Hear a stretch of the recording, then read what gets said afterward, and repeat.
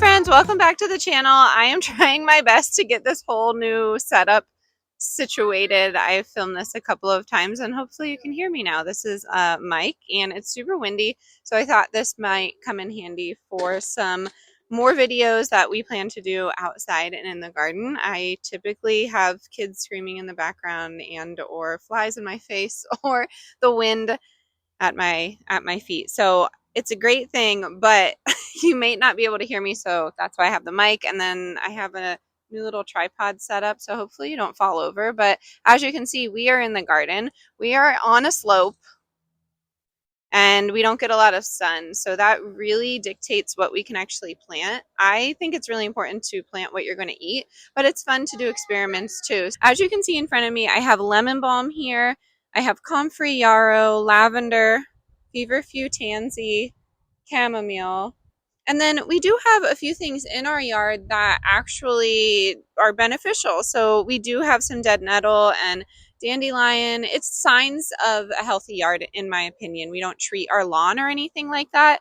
So I feel like we have some things going for us when it comes to foraging. Unfortunately, there's a lot of ticks on our property, so we don't forage too much in the woods setup, which you will see in other videos. But on the lawn, I feel like that's fair game. So I feel pretty confident this season that we can grow food, but medicinals are really where my heart's at. I'm an herbalist by trade, so I'm okay with that. I'm okay with like sacrificing some of my space because it is so shaded. But with that being said, I'm going to see what I can and cannot grow. So today the goal is to get some seeds started in our actual seed garden, and then we did pick up some starts from the greenhouse. We live in the heart of Amish country, so that's available to us at a low cost, and I like to utilize it.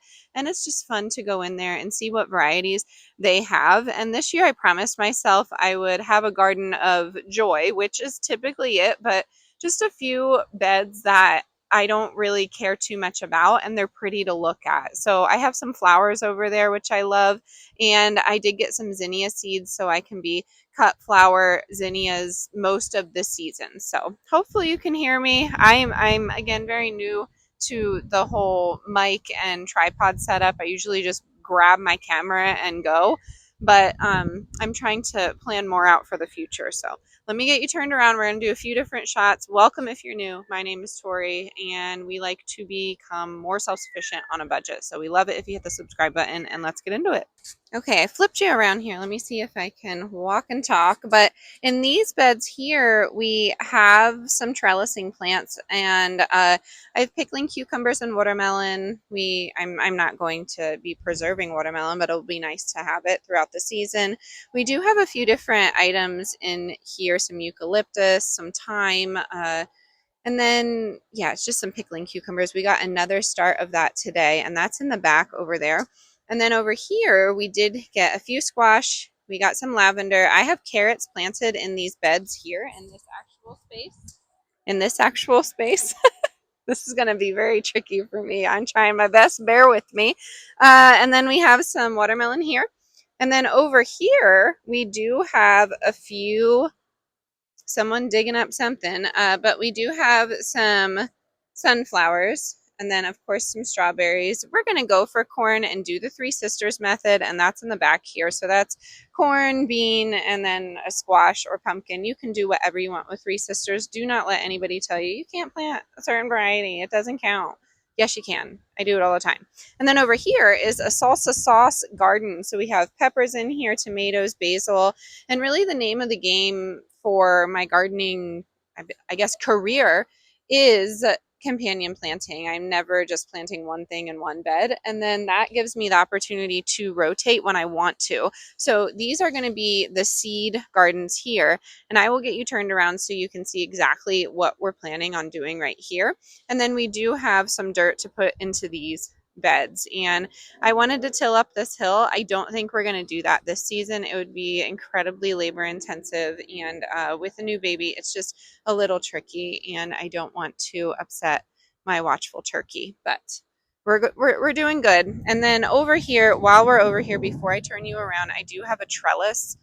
I just took an extra crib that was sent to us, and it was just lying in our garage. So I figured this could be a little sunflower slash bean wall, and they could just trellis on up there, and it wouldn't hide this area, but this is an area for me visually that I just don't love looking at. I just like looking at my animals. I don't really like looking at their waste and whatnot. So if you have animals, maybe you get it, but I figured that would help a little bit, and it would bring some beauty on that wall there. And then over here we do have 2 raspberry plants and then this trellis, so we will see what we can plant here. Again, this is a high level of shade we're talking, so I would love any trellising tips for shade tolerant plants. Thunderbergia might work, but it's still a plant that needs sun. So here we go. Let me get you turned around and show you what we're working with. All right, now we're in the seed garden beds, and this just dawned on me this season. I know you can't see me, but I feel like here in the soil, I'm always classically drawn to lines in the soil. So that's how I plant my seeds, in straight lines. And I understand the benefit to it, but I thought, I went to art school, so why not get creative with it and do some curves? So that may not seem too wild to you, but it is for me. I thought maybe for each bed, which is typically a medicinal bed, I could plant in little ovals, like half moons and maybe some zigzags. And I kind of have it drawn out in my mind right now. And I feel like that's where we're going to go with it. So we do have a few like lamb's quarters in here, and I weeded out some. You can eat these if you didn't know, if you have an untreated lawn. And I'm going to leave a little bit in the soil just because there's some nutrients here. And then I have some other items from the seed garden last year as well. So I feel like we're starting well. The soil is light and airy and it's healthy, and that's really the name of the game. So that's what I want the most out of this. And my girls and I are going to plant out some seeds, and then we also have pumpkin seeds, so we're going to plant those near the trellises.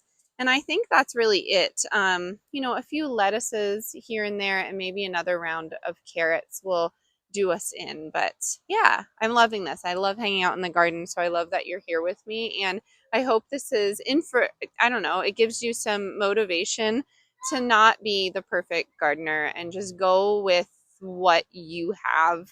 Really adapt to your specific situation. And seeds are inexpensive, so if you can grow at least a little bit, I really think that will do everybody good, and it will just help us all become more positive when it comes to a sense of community. So here we go. Yeah.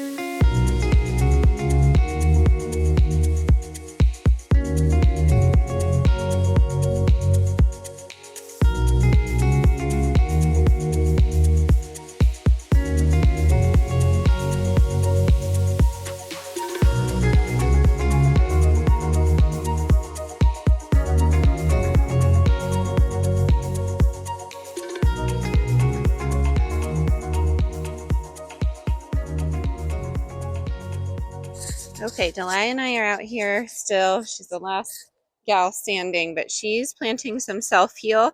And then I did get this whole garden seeded out. And then we'll do like a little tour at the end, and then maybe I'll do a whole video dedicated to everything. But this is looking healthy. There's dahlia in there, and then this is like a tea. This is like a tea garden. And on the other sides, we're gonna do gem corn and some chamomile, no, some zinnias and carrots. And then this one, we're really just putting what we can in here. So the next one is borage. And then we'll do some mammoth sunflowers right where Gomez is right now. He's puffing up at me. And then I did pick up a mullein. I was hoping to get one on the side of the road. So next year, mullein, I don't know if it's a biennial or not, if it would be considered that plant category, but you're only going to get medicinal properties from it every 2 years, is my understanding. And it just gets better with time. So I had a mullein plant in Colorado that I planted and I had to leave it behind. It's probably ripped out. Not a lot of people know what mullein is. I didn't know what mullein was, but it's really medicinal and awesome. And it looks like a lamb's ear, so it's right there. I can't point to it because I'm holding this dang mic. What? He is not happy. Well, he's happy, but he's puffy. He's maybe mad at the could be mad. He probably wants to eat it. Yeah, he could be mad at something, but he's doing great. All right, next is borage, and we're just going to go through, seed out this whole thing, and then I don't know if I included it in the last clip, but I just put a fine layer of soil on top of it, not even like a half inch, and then I water it, and then we go from there. All right, I've come up to my deck area so we can get like an aerial view. If some of you have been here for a while, this has come a long way. It was kind of just like bare ground when we got here. A lot of people told me that gardening just isn't gonna happen here. And while I get what they're saying, this may be a total disaster. Last year we grew quite a bit of everything we needed. So, I mean, not everything we needed, but you know what I mean. I just feel like doing what you can with what you have is really an important lesson to practice. I haven't mastered it yet. I always want more, and that's just like part of my personality that I've been working on, but I just feel like this is working out. So yeah, this will be like my morning, every morning, coming out on the deck, having some coffee and looking at the birds, the babies, and all the plants. And that's really where it's at. Let me maneuver our Christmas tree that's still up here. I was gonna try and like yeet it off the deck, but it didn't work out because it's actually pretty heavy. So let me turn you around. I'm gonna give you a general outline, general tour of everything that you are seeing, and then we'll do like a full garden tour once I get all this situated. All right, so again, if you're new to me, we do self-sufficiency as best as we can with what we have. We do not even have an acre on this property, but I have filled it to the brim with things that work for us. So we have ducks. We like to use their pond water to water the garden. We also have chickens, and we use some of their waste and put it in our new compost pile, which is right there. Trying to get used to this. And then this trellis system, again, I don't know. I want to do something because it's kind of an entrance from the other side of the garden. So we'll see. If you have any ideas, let me know. And then this is just like a long coop. We have baby chicks inside, and then they will go right here. I don't integrate the chickens right away. I give them about a year because these hens can be super mean to each other, super catty, kind of like women in general. But it's crazy to think about that there's a pecking order, but that's what they do. So we have that.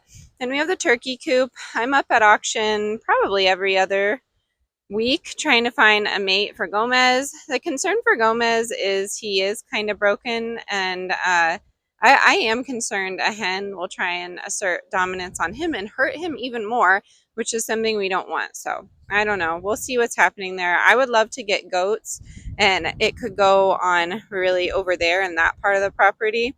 They would clean out those woods real quick. So maybe that will happen. I'm not sure. We have quite a bit of medicinals in there. I'm looking at burdock root right now, just staring at me. Burdock's insanely awesome for the body, but I'm hoping you can hear me with this wind. That was the point of the mic, so we shall see.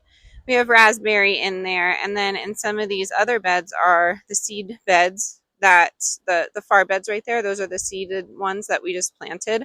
I'd love to put something in this pathway.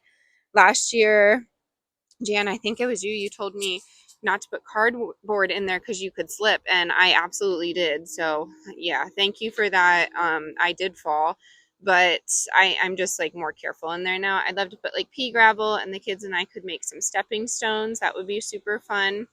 But that's another project. And then from here, we just have everything that I showed you before. So the salsa garden, we have the strawberries, we have corn, and then over here I really leaned into companion planting. So we have zinnias in there and salvia.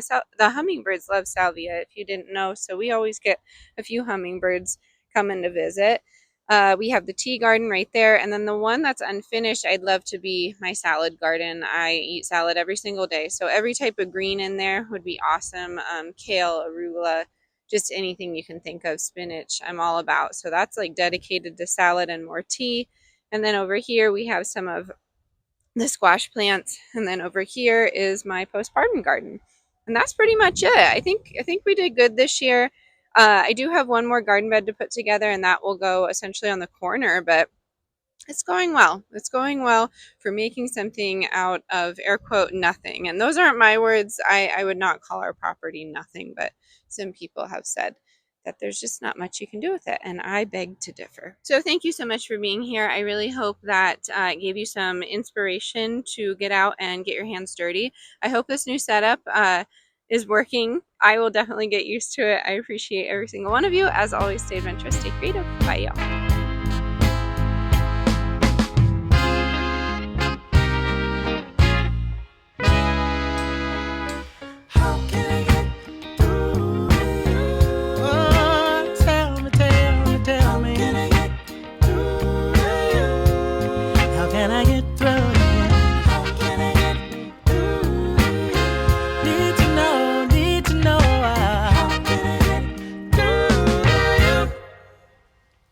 When I turn up